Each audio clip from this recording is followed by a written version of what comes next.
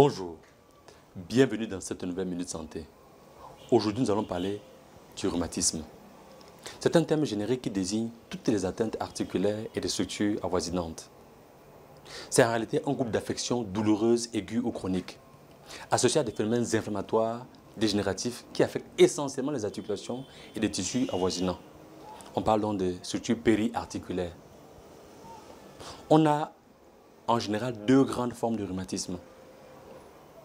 L'arthrose, qui représente 60% des formes de rhumatisme, et les rhumatismes inflammatoires, dans lesquels on a aussi des rhumatismes métaboliques, des rhumatismes infectieux et même des rhumatismes auto-immuns.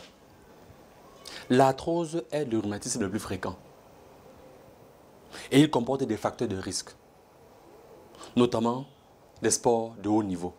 Les athlètes de haut niveau vont avoir des rhumatismes qui vont toucher les articulations les plus sollicitées lors de leur pratique sportive. C'est le tennisman avec l'articulation de l'épaule. C'est le handballeur avec l'articulation de l'épaule. C'est le basketballeur avec l'articulation de l'épaule, du poignet, des genoux et des chevilles. C'est le footballeur avec essentiellement les articulations du genou et des chevilles. Nous parlons ici des rhumatismes d'hyperutilisation. À côté d'eux, vous avez d'autres rhumatismes qui sont des rhumatismes de surcharge.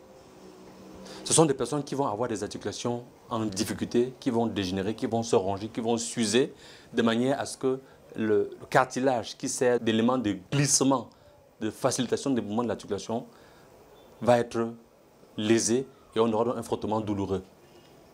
Dans le cas des rhumatismes de surcharge, l'obésité est le facteur prépondérant. Et nous allons effectivement avoir des articulations qui vont être touchées de façon prédominante. Ce sont des articulations du bas du dos, de la hanche, des genoux et des pieds, qui sont donc des zones de charge, pour expliquer le caractère mécanique de cette arthrose-là. Sauf qu'on s'est rendu compte que les personnes obèses ont 2 fois plus d'arthrose digitale que les personnes non obèses. Vous êtes d'accord avec moi qu'on ne marche pas avec les doigts. Cela veut dire qu'il y a effectivement une composante inflammatoire associée à cette arthrose chez le patient obèse qui fait en sorte qu'il va développer un peu plus fréquemment le rhumatisme que les autres. Bien informé, vous développez des réflexes santé de qualité parce que votre santé est votre premier capital.